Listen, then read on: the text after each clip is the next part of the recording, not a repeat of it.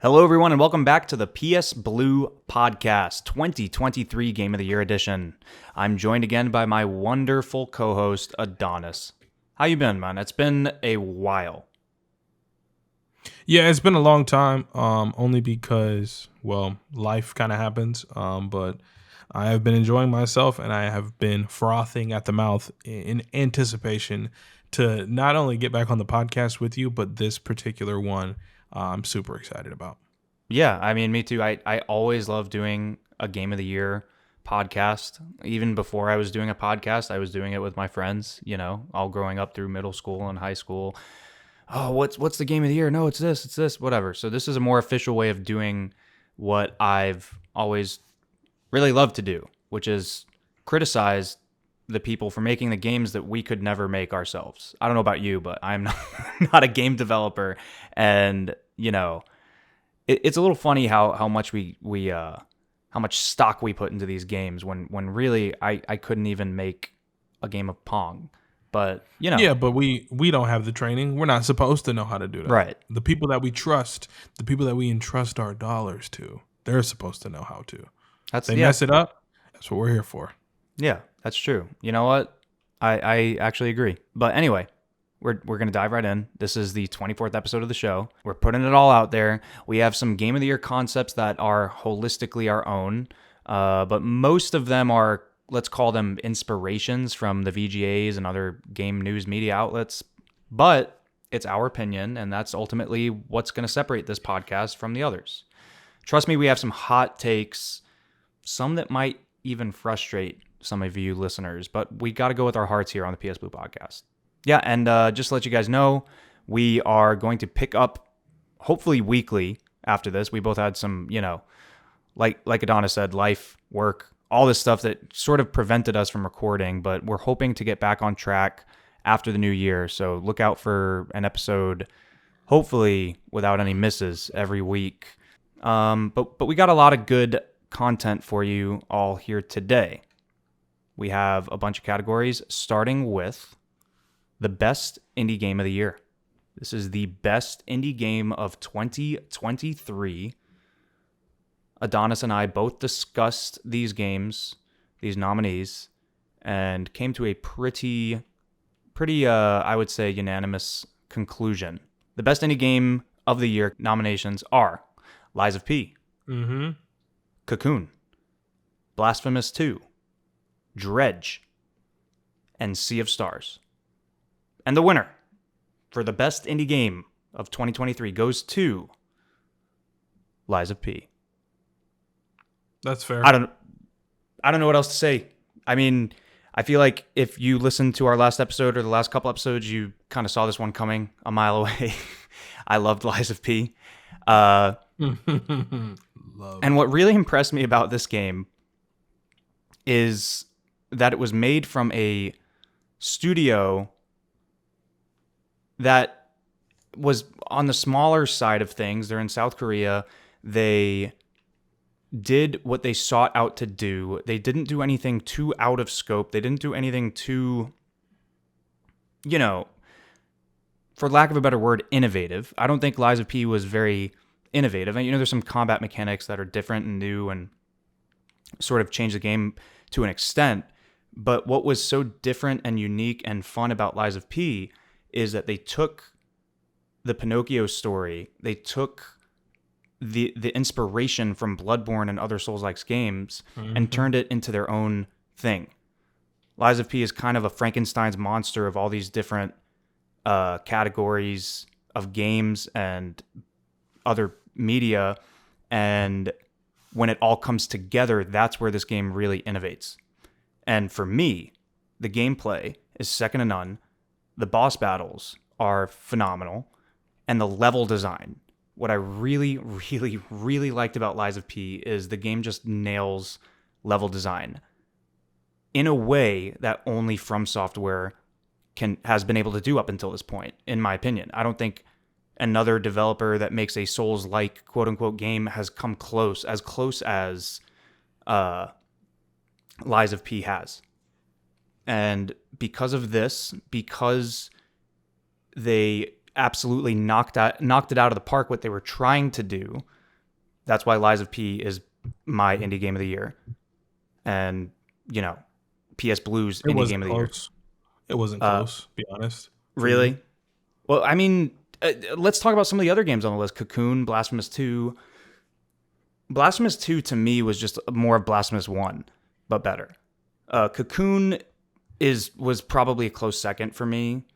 And then I would say Sea of Stars is also the type of game where it's like it's inspired by Chrono Trigger and, you know, some old school RPGs, and it's really cool and I really enjoyed it, but I just don't know, you know, if it did enough to edge out Lies of P. Adonis, what do you have to say about all this? What's your thoughts on this category and Lies of P at large? Well, I think the category of indie games is very special and should be very near and dear to gamers all across the world because in a world of large gaming studios, in a world of these big game developers, you need these indie games to kind of come through and save us, so to say. On this list, I will agree with you. I understand you do love soul like games, but Lies of P is a clear cut front runner to win this category. Sea of Stars is great. I watched some gameplay and I wish I could have played a little bit of it. Blasphemous 2, yeah, like you kind of got the same thing with that game. You kind of wish you had a little bit more, but I think Lies of P just really did its job. And it was kind of a twist, even though a Souls-like game, it was kind of a fresh take on Souls-like game, so I liked it. So let me ask you a question. Are you planning on, because you haven't finished Lies of P, are you planning on, did you pick it up? I know you maybe played it a little bit. Are you going to finally, you know, go through Lies of P? I'm telling you, it is fantastic. I believe you. I mean, my backlog is crazy right now because I know I it just is. dabble, and then like something new comes out, and I'm like, man, I gotta get it, and then something new comes out. So hopefully, as I clear some games off in my free time, when I can get it, I definitely will get around to finishing up Lies of P. I would say it is a must for you in particular to go back and finish it. But you know, I was kind of the one pounding the pavement for that game, and I think Adonis, well, I wouldn't have stood for it if I didn't let Lies of P win that that Yeah, I award. know, but as soon as I saw it on the list, I'm like, I already know what time it is. It's not All even right, so close. why don't you tell us what the next category is? This is one that's fun every year. Uh, it's best graphics. So tee that up for us, Adonis. Let's go. Best graphics 2023. Well, in the realm of gaming, I think it's very important, probably the most important, is to have good graphics. At some point in our gaming careers, we were playing characters that look like blocks, literally. We've come so far, and now we've reached the era of 4K gaming, and it is very important to have good graphics to go along with your game. In this category, there are 5 contestants on who had the best graphics this year. First being the Resident Evil 4 remake, Jedi Survivor, Alan Wake 2, Dead Space, and Spider Man 2. To go through this list, each of these games deserve a nod in terms of graphics. They were all beautifully designed. I wouldn't take anything away from any of these 5 games. But to me, in my opinion, there is a winner. I wouldn't say a clear winner because this was pretty close in my book. But I would have to give it to Jedi Survivor. I understand Spider-Man 2 is on this list, and with so much anticipation for the Spider-Man 2 game, we kind of knew in terms of graphics what we were going to get. Which is why with Jedi Survivor, the next iteration of the game, following Cal, him becoming a Jedi Knight, the distant planets, what we saw, it was just beautifully designed. From the glaives of leaves brushing in the wind, the many creatures you run into on the different planets, the fight systems, how beautifully they look, how beautifully animated they are. It was just a from top to bottom beautifully designed game, and in my opinion, was the winner for best graphics. Now it was close. Alan Wake 2 was also breathtaking. I loved watching. If I can't get around to it, I do like to watch playthroughs via Twitch, via YouTube. And that was one of those games that I was upset with myself for not getting around to playing. Once again, visually looked amazing. All 4 games did, but in my book, Jedi Survivor just really did what it needed to be done, and is my winner for best graphics this year for PlayStation games. Yeah, I was surprised that when we discussed this and came up with the nominees that you went in this direction. I ultimately settled on Jedi Survivor and agreed with you on this one because of color. The way that this game uses color is an often underrated part of graphics. And I'm not just talking about the different colors of lightsabers and things like aesthetics on your character, but the environments. I'm not going to pretend to be a Star Wars stan, but I loved the different world environments from there's, like you said, grassy environments to the desert environments to the old school tech that was in. I'm trying not to spoil the game, but there's a lot of different ways that the game used color, and obviously lighting effects are becoming huge in this new generation with ray tracing and what have you. But I just thought that this game, from an art design perspective and from a graphical fidelity perspective, really just nailed it. And Respawn just deserves to give themselves so many pats on the back. Respawn been doing their thing for a long time. Yeah. They do a great job. And you know what? I selfishly wanted to give this to Alan Wake, but it was close. It was close between those two, actually. If I want to be completely candid about it, Dead Space, Spider-Man 2, Resident Evil 4 remakes, like beautiful games in their respects, but Jedi Survivor and Alan Wake 2 were neck and neck. It's hard not to give it to Spider-Man also, because the draw distance in Spider-Man 2 is like unreal. When you're swinging in the city and you go high in Spider-Man and you look out into the horizon, it goes on forever, the draw distance. Mm-hmm. Like it really does. So that's something that I don't want to undercut either. And then, also Resident Evil 4, the reason why for me, the game's gorgeous, but the reason why ultimately it never really got any legs for me other than being nominated, which is being nominated on the PSBlue podcast Game of the Year is like probably the highest honor you can get in video games. Oh, boy, you better roll out the red carpet. But damn, it's a remake of another game, so like art direction wise, all they can do is sort of stay within the bounds of what they have to work with. Right, exactly. Like they can't go crazy. Exactly. Still, so that's still a beautiful game. Right. But remake. Well, that's gonna do it for graphics for me. Like I said, Jedi Survivor is gonna take it. And then we'll roll into our next category, which Anthony will preface. He will give his nominees and eventual winner. Anthony, what is that category? This one was hard. This one was definitely not easy. So the next category is best story, and we have that's tough. That's really tough. We have some games that we both played this year. Mortal Kombat 1 I didn't get to, but Adonis played, and he just raves about the story mode in that game. So it's nice. Mortal Kombat 1 is one of the nominees. We have Spider-Man 2, which you're going to be hearing a lot about today. Final Fantasy 16. Mm-hmm. We also have that a couple more times, I believe. Alan Wake 2. Another game that we've already mentioned. Baldur's Gate 3. And Cyberpunk 2077 Phantom Liberty. Yes, that's DLC. I had to throw it in there because the story in that game's amazing. Damn. This was tough because all these games have their strengths and weaknesses as far as story is concerned. But it's got to be Baldur's Gate 3. Come on now. It has to be. There's no shot.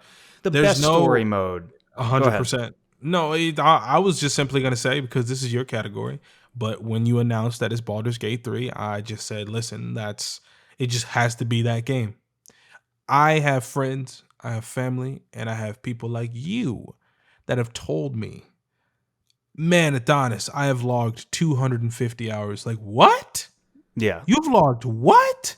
This game has captivated the masses. It is beautiful. But, I mean, Anthony, tell these people about this beautiful ass game, man.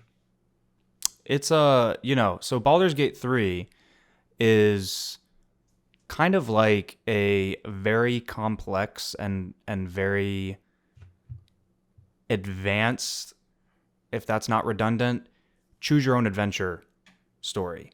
Because Mhm. yes, there's a main campaign and there's a main quest line that you can follow, but there's so many beaten paths that you can go down. Or so many, excuse me, you can go off the beaten paths in so many different ways. In Baldur's Gate 3, you can just go down a corridor thinking that there's a chest in there, and it leads to this whole winding area that turns into hours and hours of gameplay that you just did not expect. And the game does that over and over and over again. And these little areas that you could completely miss are written so well. It's better than the writing of the main campaign of most other games. And that's what So impresses me so much. what about this story mode just like takes you? Like what in if I had to give you like, I don't know, like 30 to 40 words, like what about the story mode just makes it absolutely a clear-cut winner? Um, I only really need one word, and then I can, kind of play off of that one word. It's choice. The game lets you choose how you want to approach a conflict. And I'm not just talking Good. about like the good choice and the bad choice. I'm talking Mm. about, do you want to poison this person? Do you want to convince them to Oh, join your team? Do you want to bribe them? Do you want to maybe promise to do them a favor and then stab them in the back halfway through? There's so much variety in how you can approach the situation. No two gameplay sessions are ever going to be the same. And it's not like, again, what's so important, and I have to reiterate this, what's so important about Baldur's Gate 3 as opposed to other RPGs that do something similar, the writing is so good no matter which path you go down. So it doesn't feel like you're picking a lesser path when you do something that might be, contrary to what most people would choose in a given conflict. yeah, weren't you telling me something about how there were 1700 different ways to end the game? I think it was more than that. I think it was like in the tens of thousands, but Oh obviously my there's gosh. yeah, obviously there's certain, maybe a handful of main endings that you can get, but then all the little variations on it, who's in your party, what Hmm. choice did you make in this part of the game that affected this later part of the game, stuff like that, that ultimately when you kind of do the math, statistically speaking, it's thousands of different endings that you can get. But no, they all feel genuine. They all feel like the main sort of way this is supposed to happen whenever you do something. But if you get curious like I do, you can load the game and try something different just to see sort of where it goes. And you'll find out that, oh, this choice that I could have made also feels like the right choice. And not the right choice in, like, morally speaking, but the right choice, like, this is canon for the story. It all feels Hmm. like canon because it all is, because they wrote it like that. And that's what makes Baldur's Gate 3 the best story, not just of this year, but in maybe the last decade.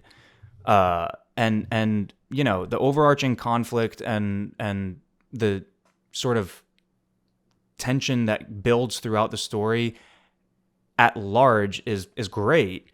But what's even better is the intimate character conflicts that happen, kind of like Hmm. Mass Effect. If you ever played Mass Effect 2, when you get into these character conflicts, there's little pockets of side.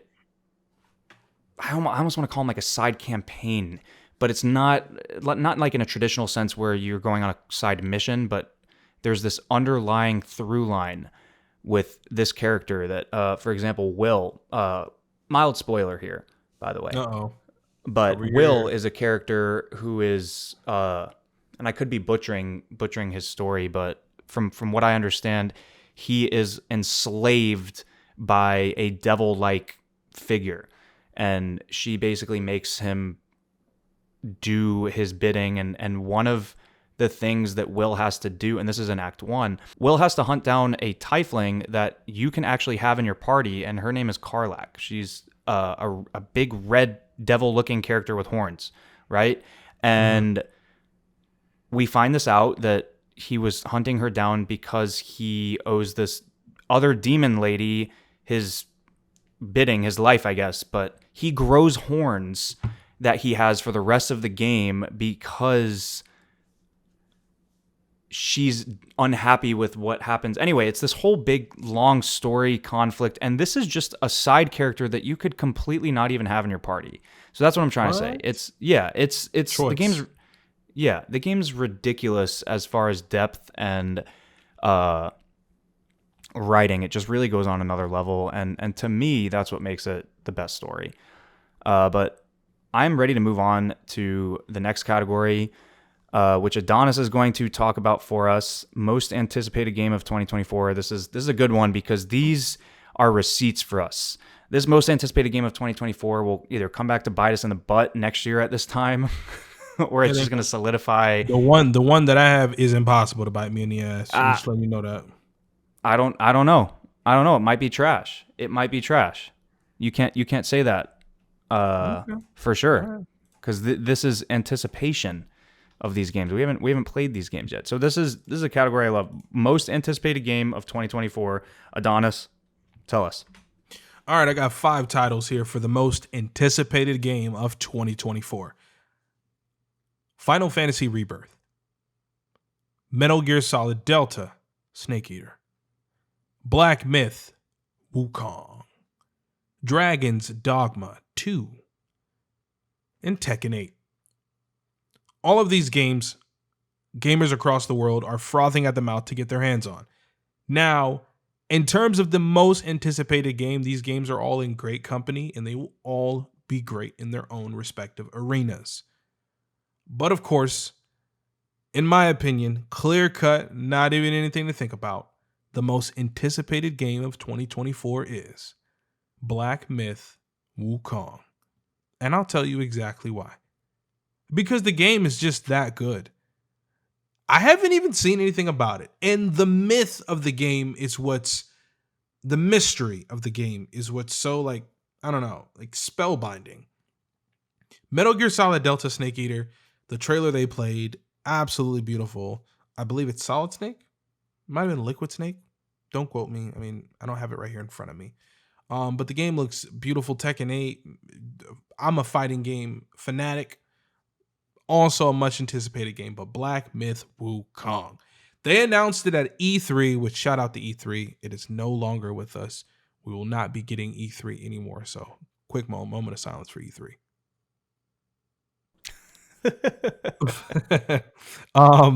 But Black Myth Wukong follows the Monkey King, the trickster god, in his journey. And so 2 or 3 years ago, we get this like 15-minute clip at E3. No release date, no nothing. And it looks absolutely breathtaking. You follow this Monkey King. He has this staff for a weapon. You fight these insane gods and totems and it's just absolutely breathtaking in terms of moves, in terms of powers, in terms of characters you run into, in terms of graphics, in terms of story mode. Any and everything that you could see in that 15-minute trailer was absolutely breathtaking, and that's the correct word to use. Now, last year at E3, they in turn then dropped a like 25-minute gameplay trailer to highlight some of his powers, which on a whim, he can transform into different creatures. If you don't really know much about the myth of the Monkey King, it would be important to learn a little bit because then as you watch the gameplay, you can kind of realize, oh, this is this and this is that. But everything about the character is just beautifully written. Gameplay is beautiful. It's in Unreal Engine 5. Come on, like that's the best part. And it's just a game me and a really good friend of mine have just been waiting for years and years and years. And we never, ever, ever, no matter what the gaming conference was, no matter what the world premiere trailer was, we never got the Wukong gameplay that we wanted up until last year. So I cannot say enough good things. You can write it down. You can ship it. Any receipt you want. Put it in your back pocket. File it away in a cabinet. There is no way. You hear me? Listen to me, Anthony. There is no way this game falls on its face. This game will be Game of the Year in 2024. Oh my Book it. God. Write it down somewhere. Oh my God. I'm No, just letting you that's know. okay. That is a That is a bold statement to call this game. Okay, Watch the first of all, gameplay. let me just I did. But let me just say this. We had to come to a mutual agreement on all of these games. So, We did. we sat and we had our meeting, our yearly meeting that hopefully there will be years to come where we do this Game of the Year podcast. And we mutually agreed on Black Myth Wukong because I too was also really, really, really looking forward to this a couple years ago when I saw it. And the kind of hype level, I would say, kind of plateaued for me. You're way more hyped for this than I am. I'm hyped for it. I am. I'm not gonna lie. I know it. I know it. I stand alone. I understand that. I don't think you am stand so- alone. I sta- I'm hyped for it, and I think a lot of other people are too. But your hype level is, I'm gonna need to put you in check a little bit. Game of the year. That's a bold statement. Okay. That's you're putting it in the company of Baldur's Gate 3 and Spider-Man and Final Fantasy and Elden Ring. Like this is just write it down somewhere, Anthony. really. We don't have to write it down. We recorded it. That's cool. I have Clip it. I have your recording. I'm telling you, And it's the going out there game- for everyone to see. It looks really good. It looks really good. And I will say this: It looks amazing. it looks good gameplay wise, but it is a looker in the graphics department. Holy God, I'm telling you, it's gorgeous. This game. Here's the thing, right? Like in my opinion, it's graphically so breathtaking, so beautiful, so well put together. Not only that, it's a game that's like 6 or 7 years in the making. They took their time with this one. First iteration of the game, brand new. Like all of these factors, I think is just so important, right? Like taking your time with the game. I think we live in such an era of instant gratification. No matter what it is, it has to be good. If it's not good, throw it away, right? So like when you take your time, when you put, I want to say about 6 or 7 years into this game, including the year that it's going to take for it to come out, I think that all it needs is a mediocre storyline, and I think it'll be in the conversation for Game of the Year. If the storyline is good, like I told you, and I'll say it again, Black Myth Wukong will be the Game of the Year. Is there a release date for this game yet? August 2024. Okay. Man, wow. listen. Ooh. 4K. All right. Game correctly. Okay. You know how to say drink responsibly? Game correctly. If you gonna buy this game, I promise you I'm showing up like Santa Claus on Christmas Eve. If you do not game correctly, and by game correctly, I mean 4K plus, baby. If you not gaming correctly, I don't want to hear your mouth. You don't have that's you have no weight in this conversation. I 100% agree with that. You play your games the way that the developers intend them to be played, which is in 4K. Yeah, I totally agree with that. Tangent for another day. Let me just say this really quickly. Before the podcast recording started, you were basically giving me an intervention about Souls games, saying that, come on, Anthony, you got to chill out with all these Souls games. You have like a straight up addiction to these Souls games. I was not This wrong is a in Souls any- game. This is a Souls-like. Come on. No, it's not. Yes, No, it. it's What? not. How could you say that? Yes, it is. Okay. You have a stamina. Do you not have a stamina bar? No. Well, yeah. You definitely. You don't. You definitely have a dash. I'm watching the gameplay right now from You, Gamescom. no, you do. You do have a dash. You have No, a dash. do. Are you sure No, you don't you have a do. stamina bar? You don't have a do you? stamina bar. I don't Yes, you think do. you do. Do you? No, Look maybe it you up. don't. Let me look it up. I don't know. I think you do. This is a Souls game. Come on, this is a Souls game. So, just you know, try and have some courtesy for me as a Souls game connoisseur. And before you give me an intervention, you're already calling this Game of the Year 2024. Right? That's a bold statement. I hope you're right. I hope you're right because this game looks great. Game gonna be nuts. Let's move on. We're going to go to the best shooter category. And this is a category that I was hard pressed to find games to throw into this for nominees. There's one in particular that you'll find out here very shortly that is a standout for me for Game of the Year. I mean, Shooter of the Year. But it was hard to find a list of games that I wanted to put on this category. I asked Adonis about Modern Warfare 3, and what was your response? I mean, it's the same. Listen, I'm not throwing shade at the game. Every year it comes out, it's gonna be good. but I don't think it belongs in this category. Like you Right. know what you're getting with a game like that. Like there's Right. nothing out of the box. You're not going to get anything crazy. It's going to be a FPS. You're going to get your ACR type weapons with your red dot sights and your kill streaks. It's going to be the same thing every time. Right. And so we omitted Modern Warfare 3 is kind of the moral of the story there.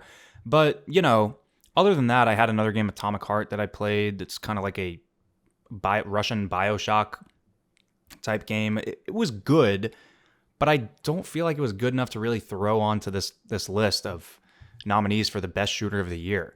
So it's a shorter list. We have Destiny 2 Lightfall. This game's also a stretch. Armored Core 6. Lord Jesus. It's a shooter, though. It is a shooter. I mean, go Cyberpunk ahead. 2077 Phantom Liberty, which is, again, it is a DLC, but it is a meaty, really, really well done DLC, and I Yeah, think that, it that, that deserves was to a be pretty on it. big download file. Yes. And finally, this is the winner, Remnant 2. Let's just get it out of the way. Remnant 2 is far and away the best shooter, and it's a Souls-like shooter type hybrid game for those of you that don't know. But at the end of the day, all I'm trying to say here is the best shooter category could have probably been omitted from the podcast this year for Game of the Year, but I needed an excuse to talk about Remnant 2 because Remnant 2 is such a phenomenal game. Yeah, it's real. It's so good. Again, it's a Souls-like shooter. Look at you.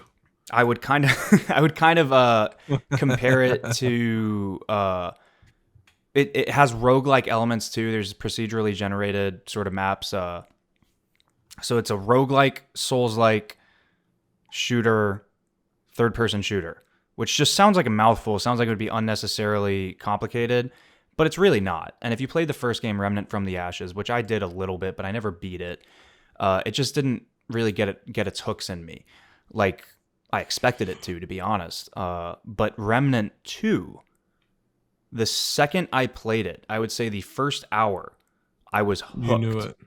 Yes, and I was hooked on this game in a similar way that I was hooked on Elden Ring, where it's not even close to Elden Ring as far as, I don't even think it's nominated for Game of the Year for us this year, but it had that addictive quality to it, and the maps being procedurally generated and you missing certain boss areas, and there are certain different ways that each of the three main sort of biomes can unfold, where you can miss entire sections of the game. You can miss entire boss fights, and unless you go back and play those levels again and roll the biome a certain way, you're going to completely miss it. We talked about Returnal a lot last year. I don't know. Did you ever play Returnal, Adonis? No, I wanted to pick it up, but I didn't hear too many good things about it. Oh my God, then you're talking to the wrong people. Let me first say that. But secondly, That was the one with the very extract like cover, like the yellows and the big colors in it, right? yes, it was made by Housemarque, who made it was like their first big AAA game. They made Resogun. It was like a PS4 launch title, and then they made Super Stardust and all those other games. But this was like their first big AAA title. But if you have played Returnal, if you haven't, check it out. If you have played Returnal, I would say Remnant 2 is a more sort of, I don't want to use the word linear because it's not. It's procedurally generated, but it's so Returnal's a roguelike, like a true roguelike in the sense that you die, you're dead. You got to start the whole thing over. You don't have to do that in Remnant 2. There's story progression and bonfires like in the Souls games. But if you like the fast twitch third-person shooter type gameplay, then you will fall right in line with Remnant 2 and you will feel right at home. It is so good. The bosses are creative. They're challenging. There's 4 difficulty modes. So if you're ever feeling like the game's too hard or too easy, you can tweak the difficulty to your liking. I played it on the step above the standard difficulty, and I felt like the game was just right. I tried to play it on the hardest difficulty the other day, and everything one-shots you. You got to be amazing to play it on that. You gotta be real good. Yeah, but they just announced some DLC. or not announced. They just released DLC. I've been playing that, and it's pretty solid so far. But it's more Remnant 2, and that's just not a bad thing. I don't know, Adonis. Is this something that is on your radar at all? Did I sway you at all to play this? Because I know this is exclusively It looks really good. Looks really something good. that I played. Yeah, you think so? Yeah, it looks really inviting, and it has the qualities that would get me hooked in. I guess the word is, like the phrase that you use, like get me hooked. Yeah.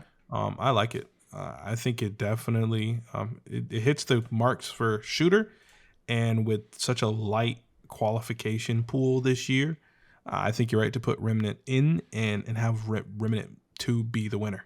Yeah, and let me just say this: the multiplayer in this game, while I had a very light exposure to it, I would say I probably played 2 or 3 multiplayer sessions. It is fantastic. It is done so well. So if you ever want to get on Remnant 2, I'm always looking for an excuse to play it. I'll show you the ropes, and we can sort of go in there and fight some tree people or fight some. I noticed that. That's pretty cool. Yeah, Pretty cool. That's pretty. The game's awesome. I highly recommend Remnant 2, obviously. It looks pretty good. But yeah, those are all of our categories for now. We have a long list of Game of the Year titles, nominees. Adonis, I'm going to give you the honor this year of announcing the PSBlue Game of the Year. So whenever you're ready, take it away. Here we go. Very grateful for the opportunity, obviously, and don't screw it up. I am super excited to go through this year's nominations and to eventually crown a winner. So for the Game of the Year, or Games of the Year, we have 5 nominees this year. First, Baldur's Gate 3. Spider-Man 2. Resident Evil 4 Remake. Alan Wake 2. And Jedi Survivor. All of these games in their own respects deserve Game of the Year honors. They've all been great.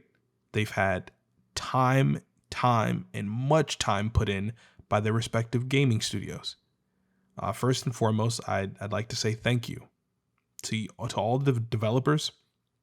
The time you put in, the time you spend away from your families and your loved ones to create these products for us, Gamers United. It has been beautiful, and it has been a glorious year for gaming. But without any further ado, we do have to crown a winner. So with that being said, the Game of the Year is Spider-Man 2. And I don't think it's really close. Wow. Baldur's Gate 3, listen. And I understand that there will be many other outlets, many other shows, I got to interject. Platforms that it's not really close kind of statement. That was a little dig. That was all for me. Okay, that was all for me. It was close. It was close. Why? Go ahead. That was all for me. Me personally, in my opinion, it wasn't close for me. Now, of course, I would get assaulted in public if I said that, because you might. In so many other people's Game of the Years and who they've nominated and who they've declared a winner, it's almost always been Baldur's Gate 3. Once again, Resident Evil 4, Alan Wake 2, Jedi Survivor, in great company. But there really was just 2 games that kind of stuck out for me. It was Baldur's Gate 3 and Spider-Man 2. Baldur's Gate 3, I dabbled in.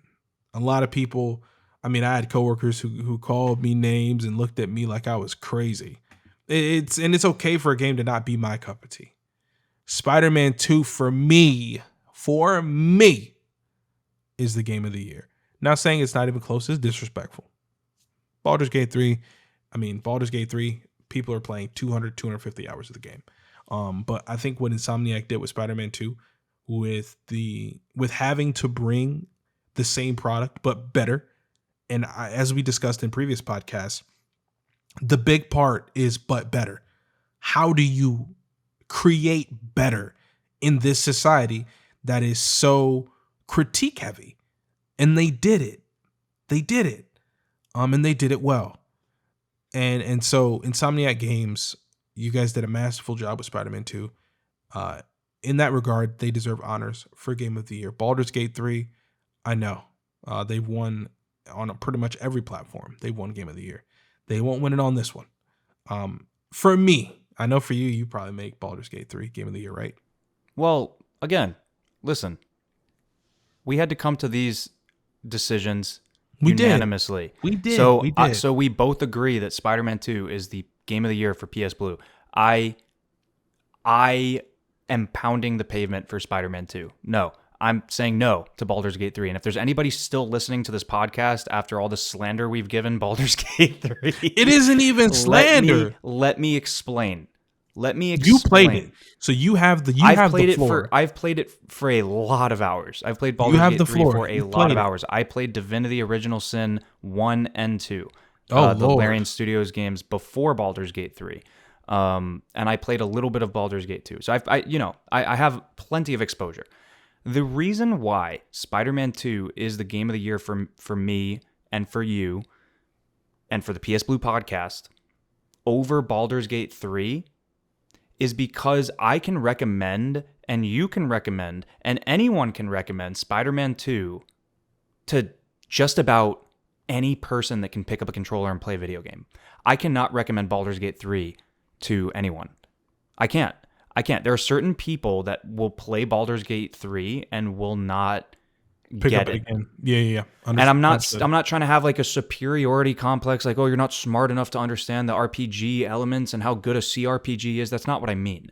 What I'm saying is it's not everybody's cup of tea, like you said. It's not everybody's, like, the slow, involved, sort of heady nature of playing a game like this and doing skill check rolls with digital dice. It's not for everyone. Not to mention, people aren't sitting down and putting 100 hours into, like, people don't normally, not to say that there's anything wrong with it, but if you're, like you said, if you're trying to pick up a game for the first time, you wouldn't expect to sit down and put in 150 hours of the game. Right. I feel like you need to. I don't feel like this is a game that's like, oh, you could just play 5 or 6 hours and put it down. I don't think that's a game that's built for that. No, you don't. It's like this is going to show my age, but World of Warcraft. When that game first, yeah.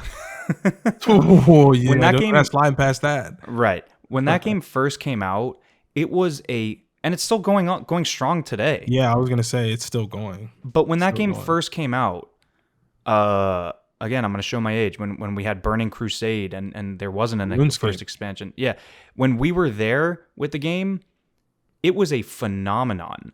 But there were a lot of people that just, didn't resonate with that gameplay style. It doesn't mean World of Warcraft was not a absolute phenomenon that catapulted the MMO genre to a completely new, never before seen level. I think Baldur's Gate 3 did that for the CRPG genre, and I think that it is a monumental game, and it is one of the most important games to come out in the last probably at least 2 or 3 years, I would say, since God of War 2018. So how many years is that? 5 years. In the last 5 years, for me personally, that God of War 2018 was a monumental game in the way that it told a story, and then Baldur's Gate 3 is a monumental game in the way that it is going to challenge RPG developers. There it is. That's the part. Set a standard. Yes. So, but I want to sort of nip this in the bud right now because I want to talk about Spider-Man. And Spider-Man is not Game of the Year because Baldur's Gate 3 isn't for everyone. Spider-Man is Game of the Year because it is a fantastic masterpiece of a comic book story. And I'm not talking about a comic book video game. I'm not talking about a comic book movie adaptation. I'm talking about in any medium, in any way, shape, or form, written, motion picture, video game. They've hit it every single time. It is, yes, this is better than, and I know this is a bold statement, it is better than any Spider-Man movie or cartoon or comic book. This is the amalgamation of Stan Lee's character and creation of Spider-Man, and the true potential of this franchise is being realized in this game. And that, to me, is why Spider-Man 2 is Game of the Year. It is so well crafted and such a love letter to this character and this universe, and the way that it sticks true to what it's doing, but also does it in its own way is I hate to keep repeating myself, but it's masterful, and the attention to detail is on a completely never before seen level. And I just love the way that we are elevating storytelling in the video game world and pushing the envelope every single year in the storytelling aspect of it. As someone who writes, as someone who is in storytelling, different mediums, it is really cool for me to see this growth that video games have made. Like I said, particularly since 2018 God of War. That game changed a lot. Yes. Having said all that, changed a lot. Having said all that, I think Spider-Man 2 is the comic book sort of equivalent of a Marvel movie, but to me it's better because a Marvel movie is passive, right? You are not the superhero in a Marvel movie. You are watching the superhero, or you're watching the group of superheroes. In this game, you are the superhero. You are controlling Spider-Man. You are controlling Miles Morales. You are controlling Mary Jane. You're controlling these characters, and Insomniac puts you in their shoes and makes you be a part of the story. And which is big. Right. And of course other games do that. Of course. That's like the name of the medium. You're controlling a character and yada yada yada. But what I'm getting at here is it is done in such a cinematic way, but it's not a movie, it is a video game, and you are a part of the narrative, but it's on such an elevated level where it makes you really let me just stop talking for a second. Let me give you an example. There's one scene early on in the game, and this is going to sound so silly, but this is when I knew Spider-Man 2 was my game of the year. And after this anecdote, I'll let you talk, Adonis. I'll have a nice segue to lead into your speaking time for Spider-Man 2. Oh, you so you're playing, and I can't remember the exact context of the mission, but you're basically in a kitchen, right? And I don't know if you've ever watched Hell's Kitchen or Master Chef or any of those Gordon Ramsay shows, but or maybe The Menu, the movie, or anything with that takes place in a kitchen, or maybe you work in a kitchen. I don't, so that's my context for something like that. So you walk through the kitchen to get to your next part of the mission, right? Mm-hmm. All you're doing is walking through the back of the house. But if you stop and stand in that kitchen and just like walk over to where the cook is and look at where the waiter is and look at where the head chef is, they have this whole scene of the waiter going up to the chef and saying, I need you to refire this. It's not the right temperature. And the guy goes over and he starts stirring the pot. And then the head chef yells at one of the sous chefs and says, oh, you're not dicing these onions right. And it lasts for like 15 minutes. You could just sit there and watch the whole thing. And it is a background, like you literally are just supposed to walk through the kitchen. And I was like, oh my God, the level of detail here. This is it. One other example of that, I'm scaling a building, a skyscraper, right? Mm-hmm. And I get about a third of the way up the skyscraper and I look into one of the windows. And instead of just being like a blank white light, it is someone's apartment building and someone's washing a dish in their kitchen, in their apartment building. And you crawl over to the other one, somebody's watching TV and somebody's talking to their loved one in every single apartment building in this giant skyscraper. Like, this is nuts. That's nuts. This is nuts. Things that nobody has any business even looking at. But the more you peel back the layers of the onion, the more you see that this game was made with love and care and attention to detail in the little things all the way to on the grander scale. And this is the quote that I will leave you with, Adonis, and I will hand it over to you. We were supposed to record a couple weeks ago. We ended up not making the schedule work, but the quote of the week was supposed to be this. You said the last time we recorded, in response to me asking you, and I put my foot in my mouth. This is the moral of the story here. I said, how much can Spider-Man 2 innovate from the first game? And you said, quote, I think a lot. I think one thing that's really, really cool is that the creators kept a lot under wraps. I feel like they have a lot of things up their sleeve that the community won't know until it gets its hands on it launch day. End quote. You said that. You are 100% right. And please pick up where I left off and tell me why Spider-Man 2 is the game of the year. I mean, Spider-Man 2 is the game of the year for me. And not to take away from any of the other games. Like I said, the developers, like you guys are the champions. You guys are the winners, ultimately. And it's not to say you didn't put the work in your other respective games, but there's such a warm feel to the game. And I won't try to get too deep, but if you're a gamer, you understand. If you love games, you'll understand. For me, there's just such a warm presence in the game, almost like there's a watermark on the game. Like anything that you do, you're like, man, they really took their time. Like, man, they didn't have to do this, but they did. Like, man, I'm watching a chef get his ass grilled in a video game. Like, for no what? reason. For literally what? no reason. You could just walk right through. You're supposed to just walk right through. And that's the attention to detail. Like I said, not that other games don't have, but to go to those lengths in a game where they didn't have to do it and they probably still would accomplish the same goal. They probably still would have sold the same amount of units. But the fact that they constantly want to improve on not only such a large scale, but on a small scale. And this is without even acknowledging the game, the look, the graphics, the story, the interactability, the fights, the villains. They perfectly adapted a character that was built in the mind of Stan Lee. And they poured their love, their admiration for such a character into a game. And like, it's hard not to get emotional because games have come so long. Like they come so far.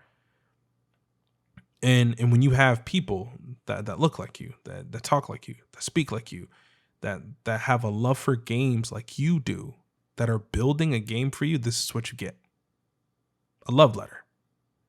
Signed sincerely, a gamer just like you. And that's why it's so heartwarming to play a game like this, because you enjoy it, you enjoy the missions, you enjoy immersing yourself and becoming, like you said, Spider-Man, becoming Mary Jane. And this is my game of the year for those exact reasons. I mean, man, like, they did it right. They did, but better, and they did it. And it's my game of the year. That's all I got, man. It's just a beautiful game. Let's get into some of the, not to keep you too long, but let's get into some of the reasons why.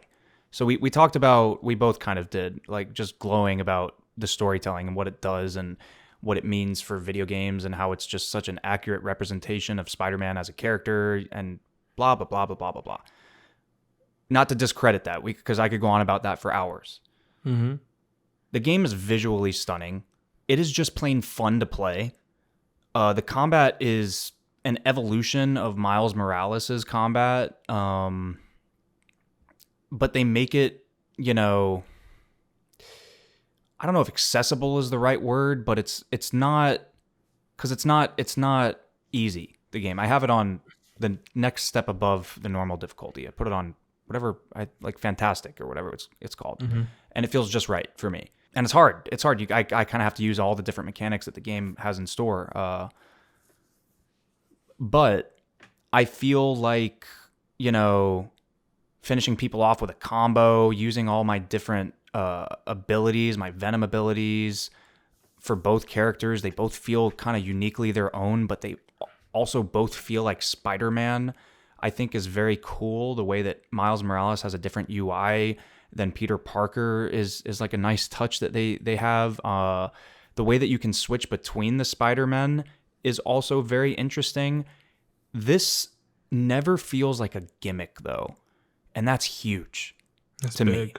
Because Really big. it could have felt like such a gimmick. Like they could have forced it. Like, oh, switch to Miles Morales, then switch to Peter Parker, then keep switching back and forth. And oh, look how cool it is that there's 2 Spider-Men.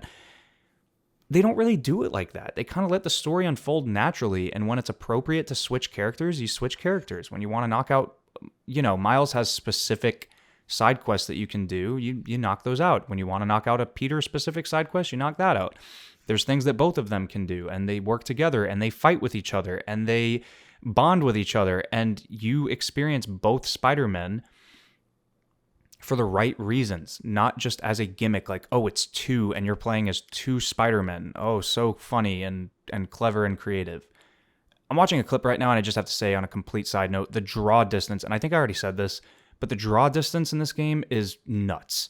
It's nuts how far you can see over the New York City skyline. It is insane.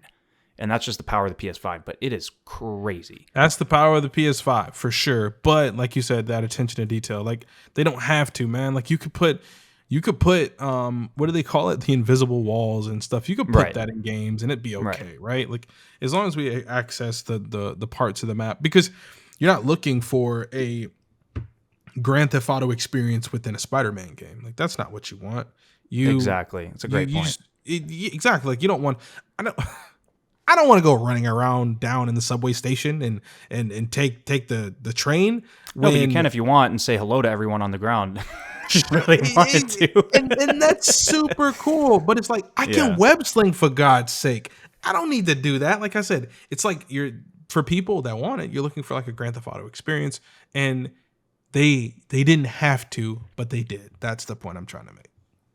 Yeah, and the opening, and I know we talked about like the little details so much, but the opening act, or the opening, I guess, hour of the game, really it's more like the opening 30 minutes, is so over the top. It just gets your blood boiling and in not in like in a good way. It gets you just so ready to go. And from that moment on, the game just keeps doing fantastic things. And I know that this is a bold statement, and I want to get your take on it. And I'm going to repeat myself. I think this is better than any of the movies. How do you feel about that statement, and where do you sort of fall on that paradigm?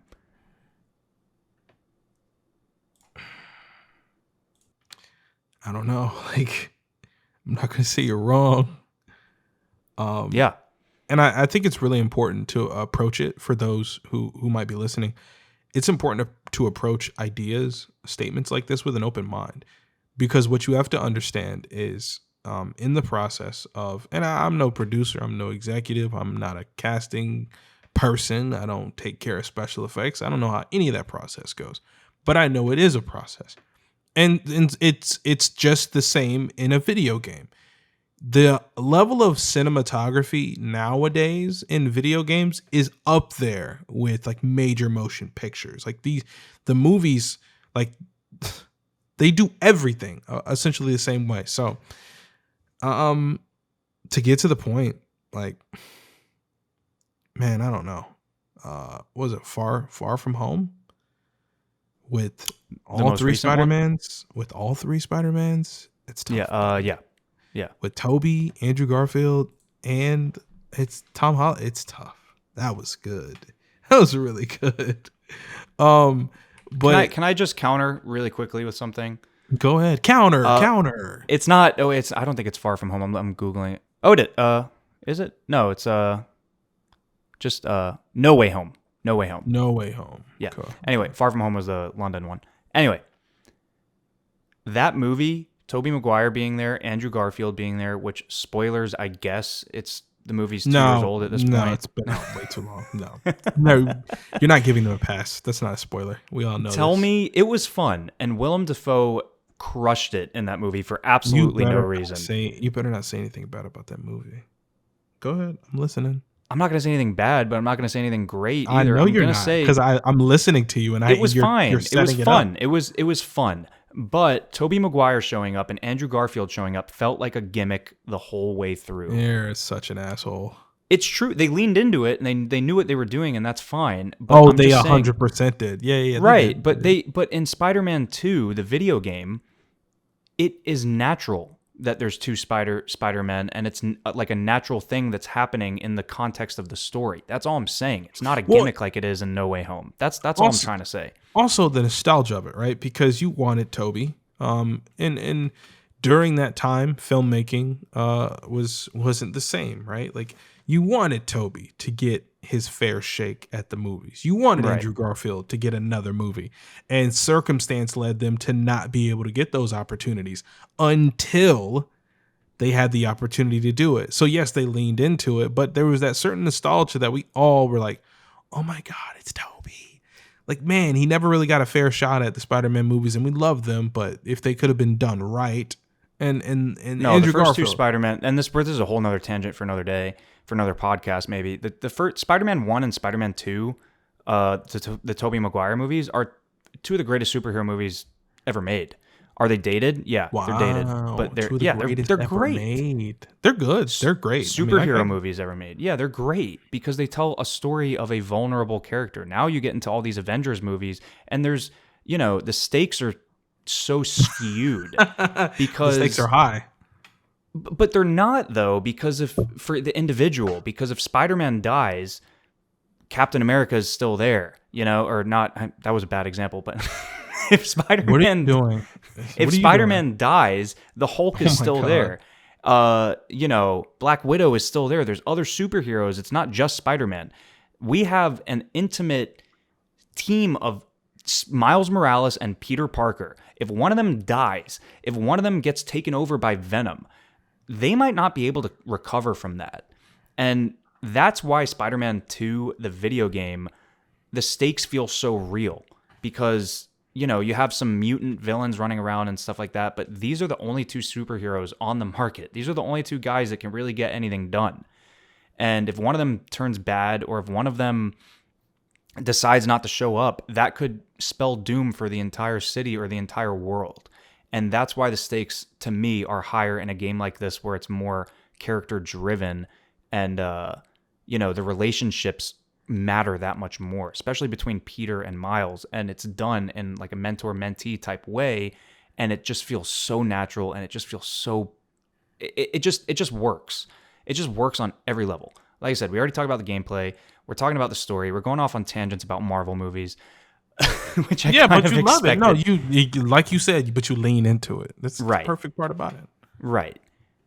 At the end of the day, the ultimate sort of takeaway here is Insomniac is a top tier studio that deserves every accolade they are getting. The Wolverine game that they're making is going to be... You already know what time it is. It's going to be no less than a 9 out of 10. I guarantee you. 100%. And I want them to stop making superhero movies after that. I mean, games. Excuse me. Superhero games. I want them to make something... Worthwhile? No, because this is... That's a poor choice of phrase, I think. Not, in my opinion. I think these Spider-Man games are worthwhile. I think that... but I do want them to make like their own original IP, I would say. Another IP. Not Ratchet. We have plenty of Ratchet. And I think you could say the same thing about Ratchet. Ratchet on one level or another is a quote-unquote superhero. Mm-hmm. But what we need is the Insomniac Chef Simulator game. Cut your tongue out. I'm just kidding. But unironically, we don't need if they made a game about a chef, I would play it. I'm just saying, like anything they touch is just like the way they tell stories is just so freaking good. I would make anything. I would play anything Insomniac makes, and I want to see what they can do with another, either A, new IP, or B, something more grounded. But maybe that wouldn't suit them as well. Maybe the reason why they are turning into this big powerhouse, not that they weren't in the Ratchet and Clank, original Ratchet and Clank PS2 era, but they've elevated so much past that. They have. Maybe it's just the perfect marriage. Maybe all they want to do is make superhero video games. And if that's the case, I will play all of those. I will play anything they make. Me too. Not gonna lie, I'm looking forward to it. I mean, this year definitely had a lot of fun games in store, and I'm wondering what 2024 holds for us, man. Yeah, and I think at the end of the day, um, I think Baldur's Gate 3 is a more, not to bring this argument back up or this conversation back up. I think I want to just for a second. I think Baldur's Gate 3 is a more important game than Spider-Man 2. Yeah. But I could give the controller to my dad, who's in his 60s, And he would and he would enjoy it. and he would it. enjoy Spider-Man 2. Yeah. I can't say that about many other games. Nah. And it's not just that he would enjoy it; he would probably be addicted to it because it's just pure video game. It's just a pure video game on every level, and it is so good. Adonis, I'm catching myself rambling right now. I'm going to turn it back over to you. If you have any closing comments, anything else you want to say about the story, gameplay, or otherwise about Spider-Man 2, any of these other games on our list, any other special mentions you want to make about this year? I have one, actually. Hogwarts Legacy, just shout out. That game was really fun, and they did something really cool with that IP. But if you have anything else, now is the time. Go for it. Not really much. I think Spider-Man 2 was deserving of Game of the Year. I think what they did was beautiful. Baldur's Gate 3 is right there in the conversation. And I think what game developers and studios have done for us, the gamer, this year has been monumental. And I think they only have a lot for us in store in the future. And I can't wait for the 2024 Game of the Year, Black Myth Wukong. That's it. All right. Yeah, we'll see about that. Well, until 2024, we will pick up when the new year starts, and we will get going with these 2024 games. Black Myth Wukong will not win Game of the Year. That's my hot take. But there you go, talking wild again. We will see you guys in 2024. Enjoy your holiday season, and go play Spider-Man 2 if you haven't. Have a great rest of the year, guys. Have a good night.